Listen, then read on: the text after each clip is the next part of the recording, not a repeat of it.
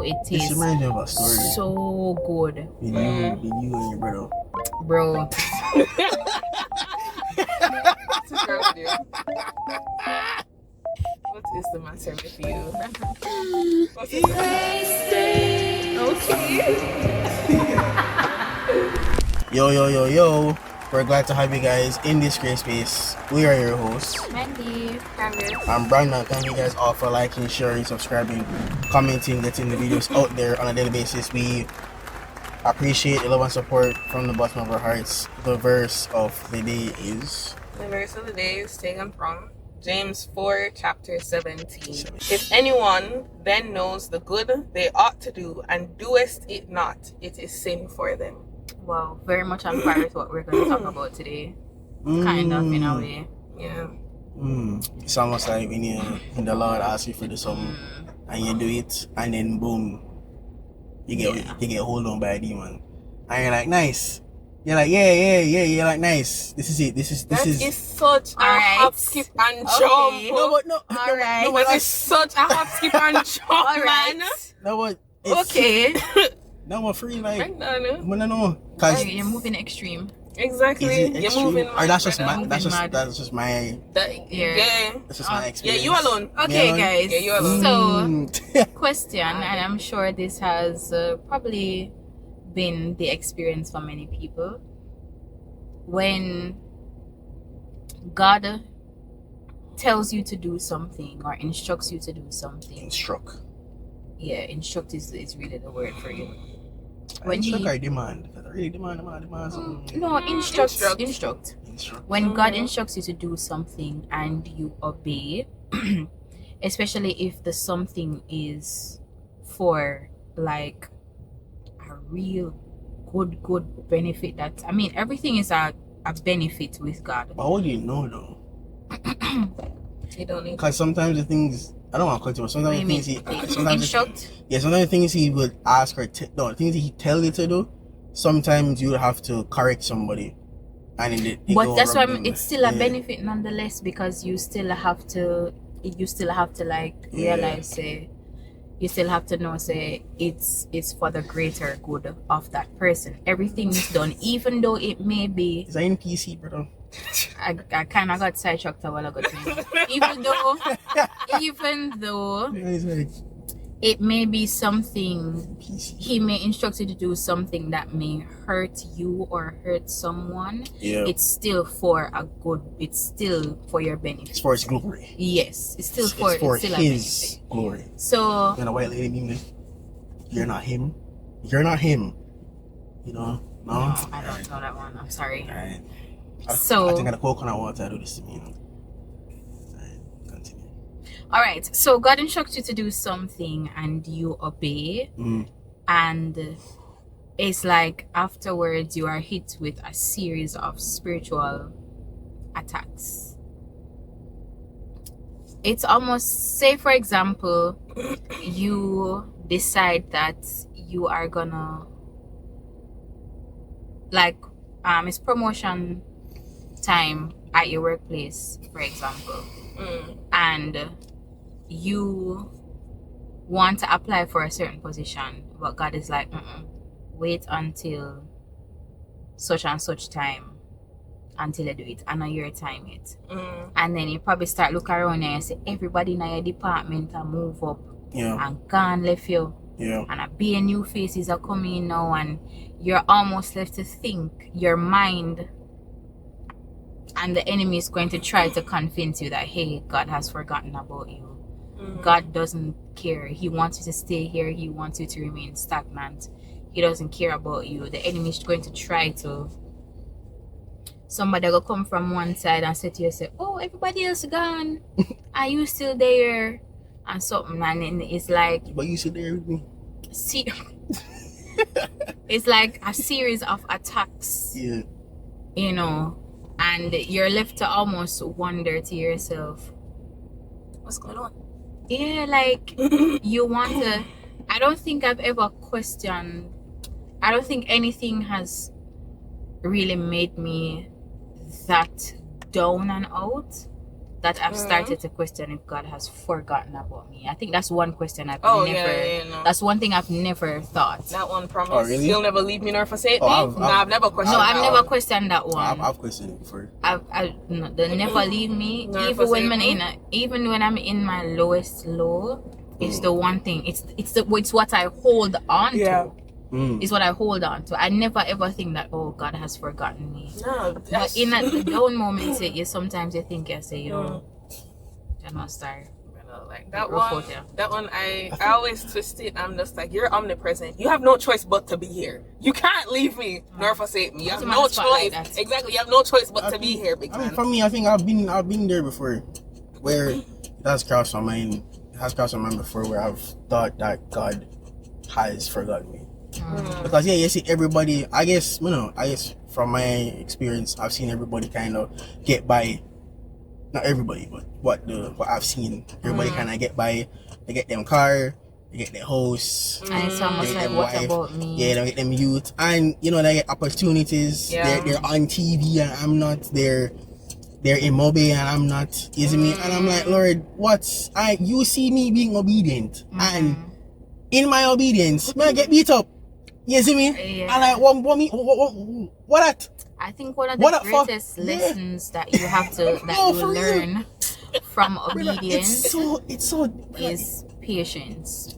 From obedience, patience is something that you're gonna have to you're gonna have to learn. You're gonna have to endure waiting. Waiting is probably one of God's favorite things to let us do. Wait. And the man knows being at 193, the woman, the counter say I'm me at 194. And 197 get through before me. Oh, when I must rage. Gosh. Should I not lift up the whole story? Make me want to crash. And you know the worst thing? A chicken sandwich with tell them and a whopper with cheese and steakhouse shut up. From experience. No, brother, a real thing, cause it's real. Cause I hear what you're saying, but wait, is that it's waiting? But in obedience, sometimes obedience can really suck.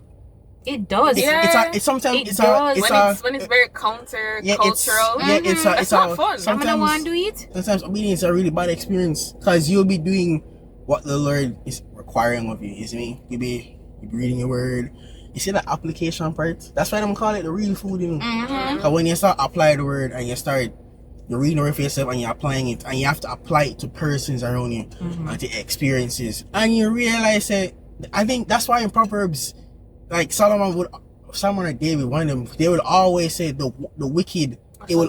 Solomon, yeah, it always seem like they're getting by. Yeah, that's what always the famous it always looks like wicked people live the longest. Yeah, it always looks like they're getting by. They're prospering. And me with my obedient self. But sit down there, man. Wait. Yeah, sit down there and I dirt. Yes, I got the 4 days later. And everybody go for the water or the pipe, them not for take. Immediately I dirt. Yeah. Sometimes being obedient can be very annoying. Yeah. Can be very annoying. And I can understand you have to be patient. And sometimes in being patient, it's hard being patient when you're not reading the word. Yeah. But even, I guess for me, even in prayer and in Bible reading, it is hard to be patient. Yeah, it's still hard. It is difficult. Yeah. And I think from my experiences, being obedient has led to, I'm not gonna say has led, but from my experiences, when you're obedient to God, the devil sees it and he realizes that you're opposition. Mm-hmm. Yeah, Because the people who are not obedient, you're not opposition to the devil. You're just another one of his pawns. He's gonna treat you like Job. When you obey. Hold on. Now breeze now come take my knife them, you know. Okay. When you're obedient, the enemy sees you as like Job. He's saying, oh my God, you really go listen what a man they say, you really go do what God tell you to do? Yeah. Alright, watch that style. We are gonna try everything. For try to draw you out. Yeah, everything. I think even as far as obedience is concerned, spiritual warfare can come in the forms of many things. It can be the simplest. Oh, 100%. The simplest things. Yeah, the simplest. Pre-this, my co-worker decides say she have the iPhone 14, right? And she's saying to herself, 15, Brendan, please, focus. Focus. She have the iPhone 14, right? And she has said to herself, say, you know, say, a time for me get a new phone, you know, and she said, as someone now must say about the money, spending money. But then she said to herself, what she was saying to herself, she was talking to me. She was saying, I could have spent, you know, so I could have spent the money and put it as a down payment for something else really necessary. But it's a spending money for me though. And she said, weekend me go buy, I think it's a 16. She said she'll go buy. And she come back at work Monday. And I see her with the phone and it's like my brain just remind me, say we did I talk about it. So I say to her, I say, yo, you never say, yeah go. I say, you know, say, it's like God has shown me a thing, say, I'm gonna go and hold on to the phone and go and keep it. So I go and build back and thing. But you could have see it burn her a little bit. Yeah. But she was still obedient. Brother, later on in the evening, somebody DM her. She never DM the person. One phone place. Like she followed the store and the store like them send out a broadcast message to everybody. I said them have sale. Almost probably like 25% off. I should have paid for the 16. When you buy that phone? Huh? When you buy that phone? Oh yeah, saying about him with a dealer. Brendan. And I look in the moment I didn't see it as me. I said, wow, look at that. What a coincidence. And that, but then when I look at me, I said, Jano Star is an attack that panel, you know, because she could have see it and she could have fall feet and still go buy the phone. This was probably like a month ago or so. And still go buy the phone. And you know what happened? Our mother come down from foreign and bring her a brand new phone. So it's like, even though you starve yourself of it, something good will come or something better is coming. Cause see, she not have to spend the money, and she could have, because see the discount come right in our inbox in our DMs, like it I say, hey you, are you this fine now? And you might even think that it's God sending it your way. Yeah, but it's not, and it's just for sure. You say she obeyed when him say she say. Because it's always people like to say, one voice said to me, say, don't sell the phone. One mind, yeah. And my mind said to me, one say, mind said to me, it's God talking to you, God trying to reach you, and you know. And she listened to the voice and she held off on buying the phone. And I'm almost immediately after, here is Apple Services Limited, that's just a name, reaching out to her via broadcast message that hey, we have a sale going on and deals on phones, including the one that she so wanted very much to purchase. And it was a steal. She could have jumped up and she said, now make this miss me. And you know what could have happened? She could have buy the phone and it locked. Yeah. And she have to go spend her next money for unlock it. Or she could buy the phone and the phone not good, a Chinese phone and a real iPhone. Or she buy it and it's not even designed for the region. Or it drop 2 days after and crack up. You know, say a glass phone, right? Or it gets stolen, right? So it's obedience brings the spiritual warfare, but it also brings, I think, a sort of, it's like a peace and understanding that something else, something greater is coming out of this. And it don't have to be something like hurtful or dire that you're being obedient to. It can be something good. It can be simply God saying to you, say, you know, the car that they must sell, if you buy the car, then you know, and you buy the car, and when you buy the car, problem after problem after problem after problem after problem. Yeah. But I think when we get to understand that nothing God does doesn't come without a plan. He literally has it set out and written out on how this is going to work. How this is going to go. The time frame, the timeline. Some things are meant for you to learn, and some things are meant for you to just experience. Precisely. Yeah. Some things are meant for you to just go by. I think you have to be. To act. Yeah. Sometimes you know, being obedient, you have to also be wise. Because at least from my experiences, being obedient, the outcome was never good. Yeah. Really? Yeah. Sometimes being obedient doesn't mean that the outcome is good. It's just good because I was obedient. Obedience in itself is It's the good part. It's the reward. Yeah, bro, big man thing, Because you're supposed to do that. Yeah, because Either big man way, thing, because it's the bare minimum. It might not reflect physically, but it's still a growth in Spiritually. in the fruit of the spirit. Because being obedient in your self-control, just like discipline. when you're on the road, and I had experience a man badger one time. It's bike man. I think I was switching lanes. Like, I never see him. I'm look through the light, never see him. And then I switch and I come back over, come hear the bike. The man push gun finger in the car right near my face. So in my brain, me I say, alright, you can grab him and just pull him through the window. I mean, the bike was going well with him. My mind, I had to four wheel always beat two in a bus. I had to hold my corner because. So sometimes obedience, because even though I hold my corner, I still felt like I should have defended it.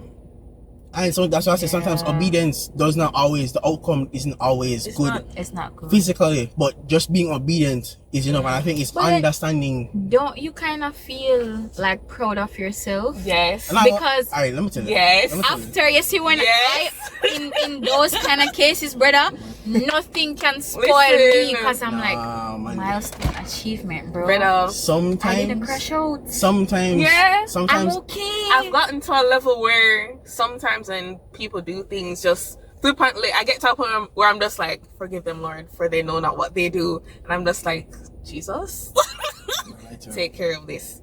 Because this is not what you expected me to be handling, and I'm not even going to bother to hackle up myself about it. When you decide that you're not going to go down that crash out road, you feel good better. in yourself. I feel better. You feel good in yourself. I don't know, for me, I guess it's different, but I don't know, for me, it's in the moment, I don't feel good. Because I'm not going to lie to you. I guess some things, like on the road, you take it sometimes. Yeah, man. I get dark. So, the name the sun. Yeah. And it's not just that, but it's like it's other people when they're not doing what you want them to do, and it's like, bro, like you just get dark. And so even in the moment where I control myself, self-control, I didn't even count to 10, you know. The count to 10 thing now, right? I've never done that. I don't count to 10. I don't believe in counting. It's not nuts. Yeah, so in those moments, so for me, when in being obedient, even after being obedient, like it still irks me. So you may have that good feeling. I guess it's something that you're not getting over.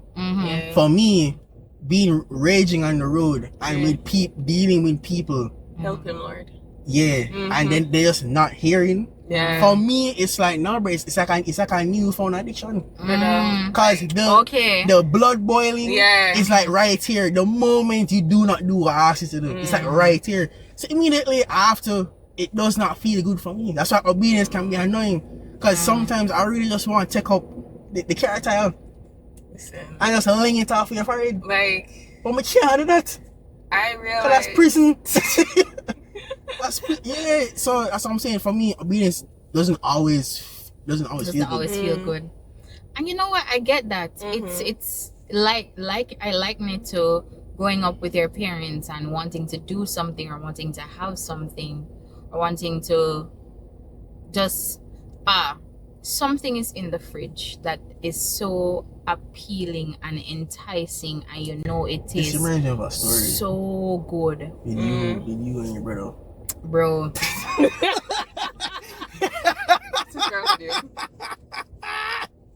What is the matter with you? Brandon, please. I'm still recovering. I remember when Mandy called her brother and said, yo, you eat. So the man say, I heard him. Yeah. I'm still recovering. he was hung on the phone. I'm still recovering.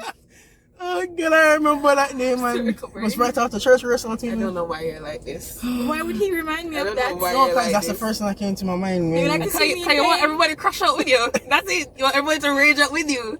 So, you see something that it's like a pastry or something that belongs to your parents or your sibling in the fridge, and you had strict instructions not to eat this, not to don't trouble with something and a urine. Like a figurine, like the old And figurines that the grandparents You're had. saying to yourself, I'm it's blasting you. just. Yeah. Why can't I It's touch just it? exactly. Why can't I touch It's just a Danish. It's just a donut.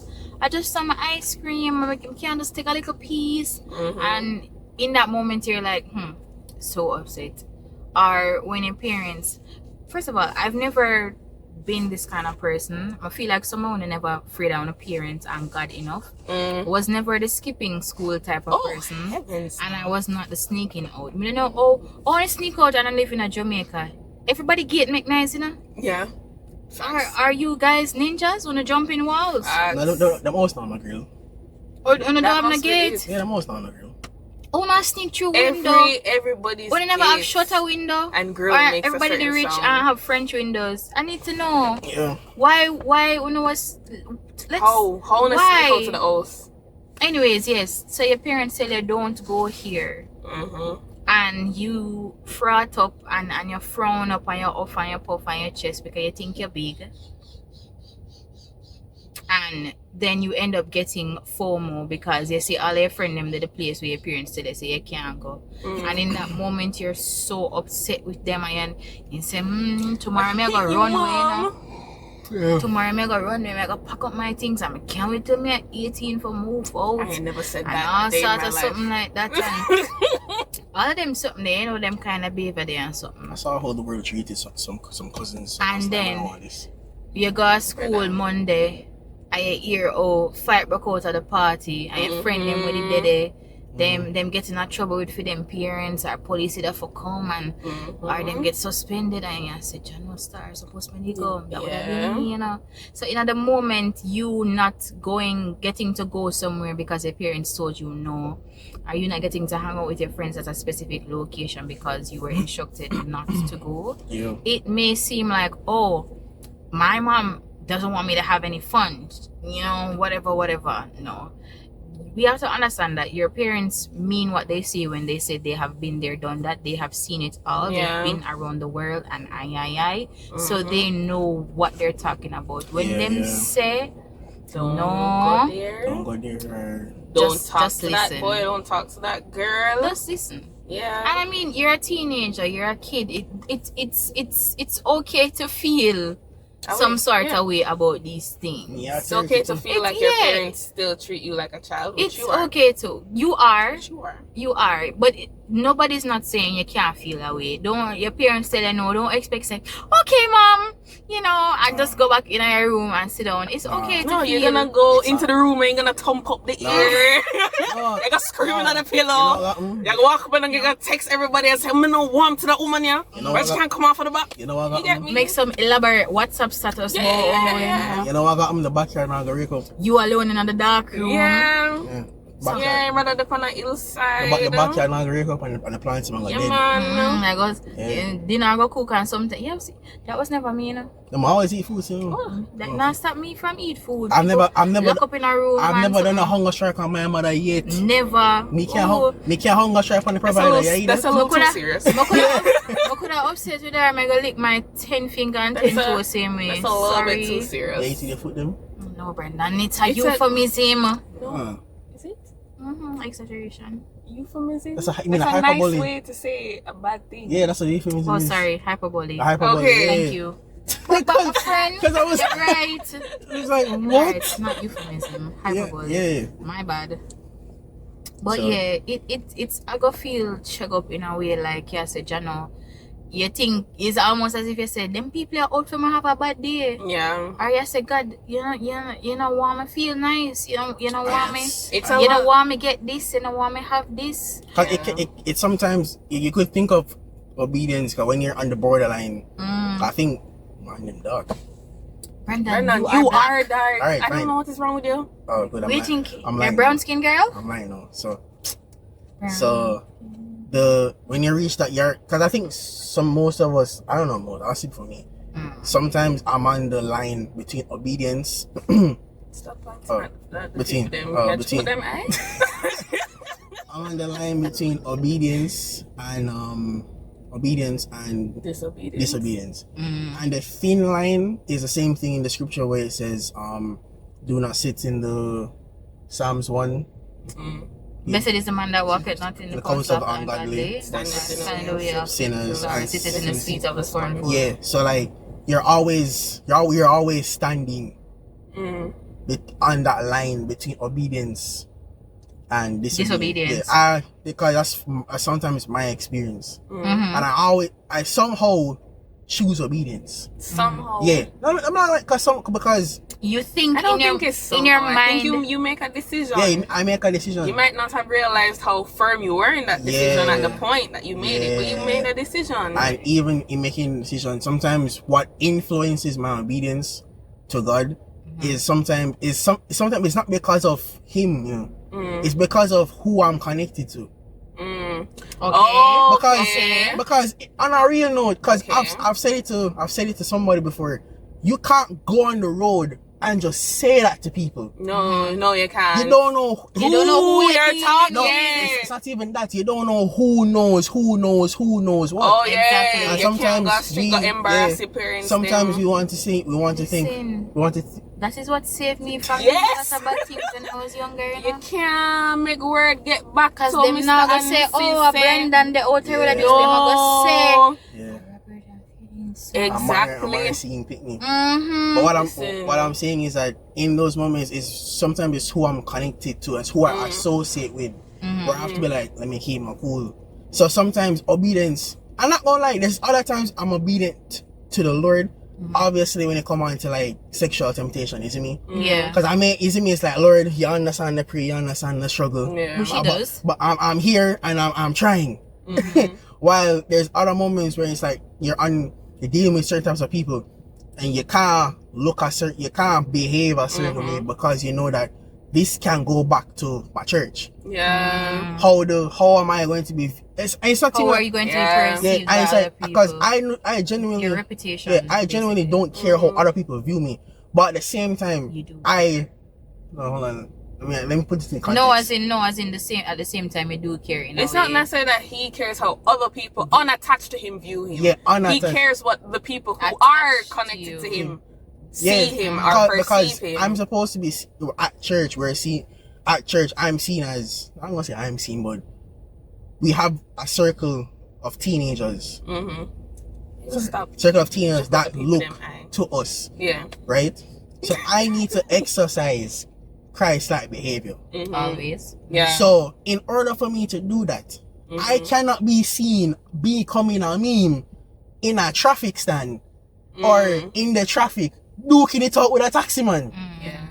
Even what message am I? No, even though I can say, but the man him start first, brother. You're duking it out. You and a taxi man is throwing hands. As much as we like to say, like, oh, I won't start the fight, but I'll finish it. It doesn't matter. It doesn't matter who has started it or who's finished it. You shouldn't be in a fight. Period. To be honest, I'm not saying don't defend yourself. No, I didn't say that. I'm not saying don't defend, but I'm saying sometimes you have to. You have to be mindful when it comes down to obedience. It's being mindful of your surroundings. Because we're supposed to be ambassadors for Christ. Yeah. We are Christ people, and sometimes it's not going to be easy because you have people out there who really push your buttons and really get under your skin. Facts. And you have some people who deserve a who must hear must feel. And people who deserve a soft answer. And some people who deserve some wrath. There's another. But you have sometimes obedience for me is I have to look. I cannot be caught lacking in these streets because there's people I'm connected to that I need to reach them, and they need to see Christ in me.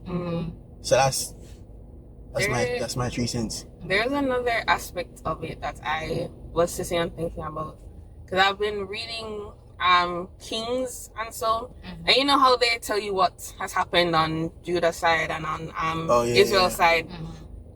And a lot of it, I think, what the Lord did, I'm not going to say back then because he's still the same God, but a lot of what the kings would have done ended up falling on their children that came after them. So a lot of these lineages ended because of what the first generation had done. So another aspect of it is you don't know the generational curses you're opening up when you disobey God. I think in Deuteronomy it speaks about that, you know. Yeah, the sins of the father falling on the children. The third and the fourth generation so and stuff like that. That's something that keeps me, like Brandon said, it's not all the time it's gonna be, oh my gosh, I don't want to disappoint God. Sometimes it really is you assessing the consequences, like my bloodline. Yeah. So when you disobey God or you delay obedience, because remember, it's still the same bracket there. When you delay obedience or you disobey God, it can open up generational curses or open up punishments on yourself, or not on yourself, on the children that come after you.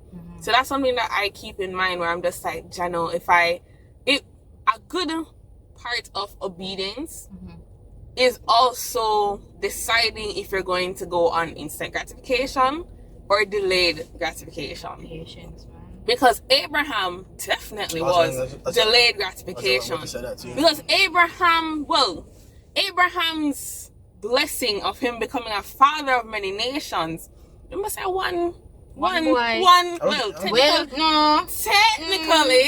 technically there were two, but it really was supposed to just be one. Isaac the real one. Yeah. Sorry, Ishmael. Anywho, so Abraham didn't necessarily see his children become as the sand on the seashore. He didn't see that, but he decided, okay, it's not necessarily a blessing for me to reap at this moment. It's for the generations coming after me. But Abraham's obedience was different. It's still the obedience that's required of us. For us to understand that God's plan for us doesn't necessarily mean it's gonna directly benefit us all the time. And sometimes our obedience doesn't have to directly benefit us either. That's what I was just about to say. in a different context, I was going to mention obedience can kind of get shaky when it's not for you. You're being instructed to instruct others, or when your testimony wasn't even for you to be blessed, it's for somebody else to be blessed. That's why you went for it. Being instructed to instruct others, or to tell people something, or to warn them, or to give them something, brother. When God tell you to give somebody something and it's your last, you're wondering, like, are you not seeing what kind of situation we are in right now? Right? That reminds me of the weather reporter lady in the middle of the storm. Don't scratch the roads. That's exactly. I was like, bro, I could be on my last 15 cents and you want me to give somebody the 15 cents? It's like, I never understand that. And then I think about it and I said, giving them the last 15 cents. It's so funny. Giving them the last 15 cents that I have. It's not truly my last 15 cents when you think about it. That person that I'm instructed to give, they don't have it at all. And in regards to like giving money and giving food and giving clothes and like time, I could never be stingy with it, because I've been blessed that way by others, by giving to me without me even asking. And you look back at it and you say, wow, this is God really like giving this person direct orders to bless so and so, or bless you with this. Imagine if God is give you a job like that, to say, hey, go to this person. Where are they going? Imagine God says to you, say, hey, go and let this person know that sometimes it's a situation where you have no idea about what a person going through, and God is gonna send you to them. And you say, oh no, well, this seems like a sticky situation for Candace. When I want to go send nothing to her, and then, you know, look what gonna happen at Zachariah. Finish it.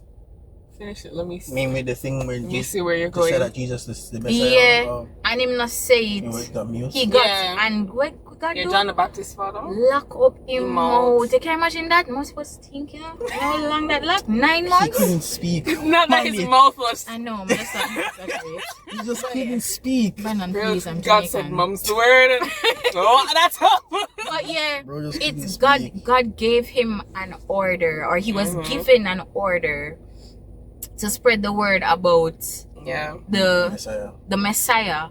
And I can imagine Zachariah as a prophet. His natural thing to do is to You are talk supposed to be God's and mouthpiece. spreading the word. So, a priest or prophet? You sure it's Zachariah? Not Zachariah. Zachariah? Zachariah. John the Baptist father. He Not was- Zachariah. It might be a Zechariah. Check. One of them. Just double check. I know the name is right. Yeah. The story right to do. Yeah. It's a long time when I read the part of Luke, you know. I think I Luke that. I think it's in all the Gospels. I don't think so. No, I don't think so. It mentions John the Baptist a lot, but it's not all the time you get the story of when you know when Zechariah. Zachariah.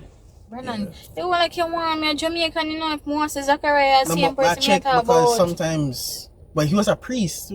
Zechariah. Yeah, he's a priest. He's a priest, or he's not a a prophet, priest. yeah. He's a priest. Sorry, my apologies. So yeah, he was a priest. So his natural thing to do was to talk and to spread the word or to teach and stuff. yeah, to teach. So imagine you withholding information as important as that. As a matter of fact, or just not doing what you were instructed to do. And your punishment was being mute that entire time. And every time I think about when I'm instructed to do something of that sort, to tell somebody or do something, that comes to mind immediately. And I'm saying, brother, I could get a worse punishment than that. You could get swallowed by a fish. I could get a worse punishment than that. Imagine if the American fish just come out there concrete and Brennan, please. I'm saying, so anytime I get that direct thing, all I just ask for is like, God, show me how to do it, or tell me, help me to say it. Yeah. Because at the end of the day, sometimes what you're doing or what you're saying can hurt the other person, even though it's for their own benefit and yours as well.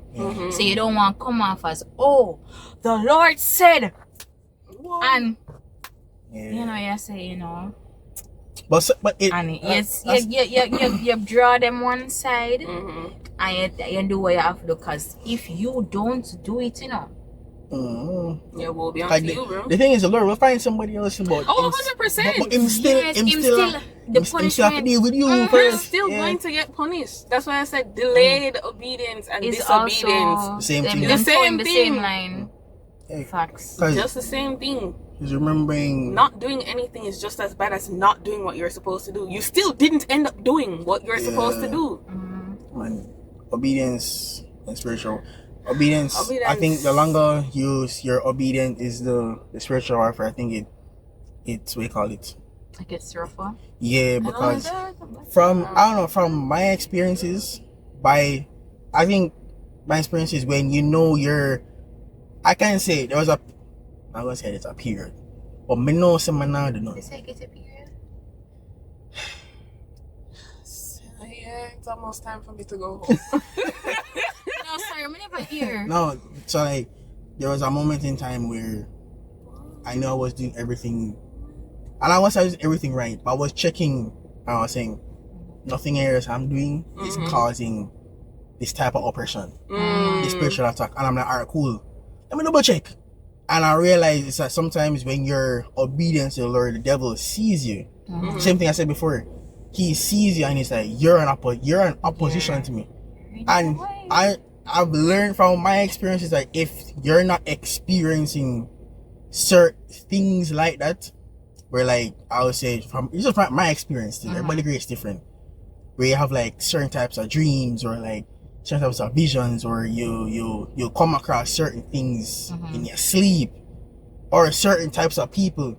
You see me? It's like if you're not walking that walk, then if those things aren't coming to you, then there's something you're doing wrong. You're not gonna be strong enough to fight it neither. Yeah, because you have to. So that's what I'm saying. Obedience can be annoying sometimes. Because sometimes you just want to sleep and you can't sleep. Yeah, you just want to sleep and you can't sleep. You want to sleep on your back and you can't sleep on your back. So sometimes you want to. Yeah, you have to. I think Sister Yuan was saying that what she had to do when she got to different churches and said stuff. Sometimes obedience can be where you get locked out of some churches because that you have to say, "Thus say the Lord." So like the spiritual warfare that can come with being obedient, it does not. Sometimes that feels like that's the reward. The warfare. Yeah. Well, you know what they say about hard work, you know. Yeah, because the reward for hard work is more hard work. Because you'll be doing it. You'll be on you and the Lord locked in, and they was like, all right, boom, let's go lick you with this, and you're like, yo, hold on, Cree. Pause. Yeah. So sometimes being obedient can be annoying, and there's the spiritual warfare that comes with it, and that's why sometimes I wonder. It's just me still, I wonder when some Christians are afraid of spiritual warfare, and that's like, I don't think you guys should be afraid of it. No. If you're afraid of it, then you've never experienced it. And most of the battles that we face, they're not carnal. Yeah, this is something that you have to experience as a Christian. Like this, if you're not going through this, I don't know what you're doing. I don't know what plane you're existing on, but it's not this one. Like, yeah, I don't know what you need to check yourself, brother. You need to check yourself down, because there's no way you're not going, because you'll have seasons where you'll go through it and then you'll be calm and then you go through it. Yeah. But if you're not going through these type of things, then you need to check yourself. I'm not saying, because I'm gonna like going through those things kind of made me feel like I was chosen. You know, that's what I'm saying. It's like when you go through even that though, when you go through certain things and you say to yourself, brother, you look back and you said, I am on the toughest soldiers list, like my name on the top. Yeah, with a star side of my name. Yeah. Excellent performance. If he's up, yeah. But then, well, we have to make sure some people might also look at it and say, could that now kind of be a sense of pride in a sense? Just because I'm not going through that doesn't mean that makes me any less of a Christian. All right, so you're looking at me and thinking I'm just out here on baby faith when I could have stronger faith than you. I'm not saying you're less. That's what you just said. You pretty much said if you're not going through this, you're not on the same plane. That's what I'm saying. You have to when you're going through these things and you're facing spiritual warfare, you have to cover all your bases. It's not just fighting against the demons that are attacking you. It's also ensuring that your flesh doesn't rise up.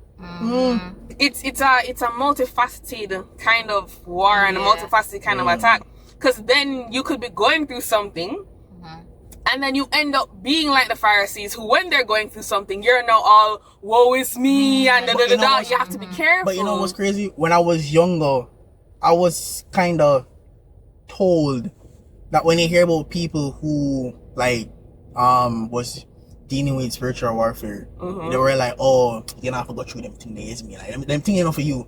I was kind of told that. So when I reach an age and them you feel like you're Christian now. No, I thought I was going downhill. Oh. Okay. Yeah, I thought I was going downhill. And I later I realized, going through these things, it means that there's a purpose. There's purpose on you. Because if you're obedient, because that means, just like Jesus goes after the 99, You have to go put on your iron. If Jesus goes after the one out of the 99, the 99 is already saved. He's going for the unsaved, right? Which means that Satan does the opposite. He's going for the 99. He's going for the 99. Yeah, because I'm always likening that, because he's like, okay, I think one of the notions that I believe him to have is that he thinks when God is focusing on someone, that his back is turned on everyone else, and that's never ever the case. You don't close his eye, you don't slumber, don't sleep. Yeah, he's like, you don't know my God, this man, he's everywhere, everything all at once. He's doing everything all at once. He's tending to us all at once. Tending. Yeah. Felt like I was going down. So when I was going through, and when I checked my bases, and I realized that that's why Jesus said, a kingdom divided cannot stand. So why would Satan come after me if I'm not against him? Okay. Like that's what I thought about it when I read the scripture, and I was like, okay. But then I was like, all right, information received. It's like I'm doing something right. Yeah, I'm doing something right. So you're up. So let's deal with it. So I'm saying, but that came from my obedience.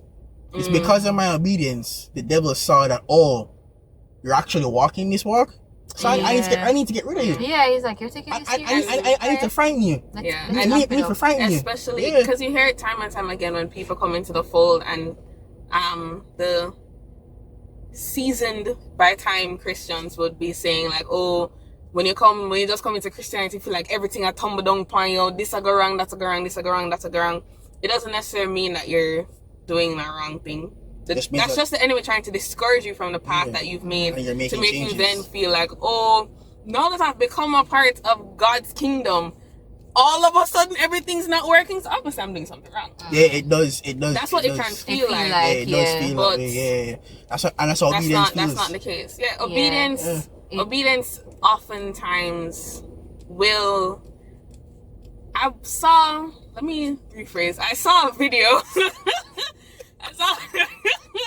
I saw a video the other day where the person was saying, when you know better, it bothers you because you then hold yourself accountable to have to do better, even when everybody else is not doing better. It's annoying when you now know the truth. You can't not join the people who just swing out into the other side of the road. You can't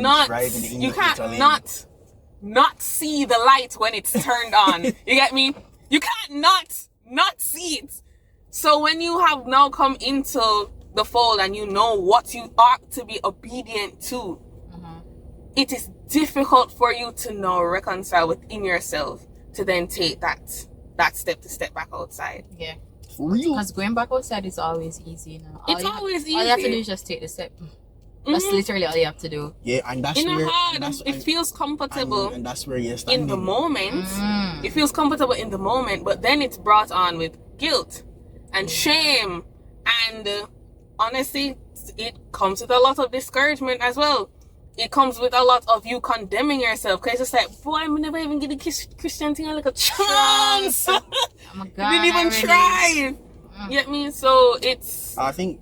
Yeah, finish. Yeah, I'm done. We're saying that we're speaking about obedience, right, and the reality of it, but we're also saying that, about Lord and Savior Jesus Christ, who does forgive the repentant. Repentant means turn away, so like he does forgive, and we're gonna make mistakes. Kicking down a toddler is not a mistake. So then, we reach at the example. No, but I'm just letting why? them. I'm baby. So dramatic. I'm bringing them back to the drawing board. So which drawing board? The big one. Who is kicking down, baby? No children were endangered in the making of this video. Okay, because they can report us for child endangerment. So Brandon, please. For some reason, yeah, people are weird. So you can be there's repentance.